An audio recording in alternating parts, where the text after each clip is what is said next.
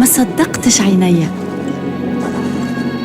بين قفصة وسيدي بوزيد، محمية مشرها وجوها هادي، في العالم اسمها يعلي ويزيد، بوهدمة تحمي ثروات بلادي، سافانا كبرها بهرني واللي يعيش فيها سحرني. نعم، وغزال مرات كيفو العين، كلاتوسة عمرها 128 عام،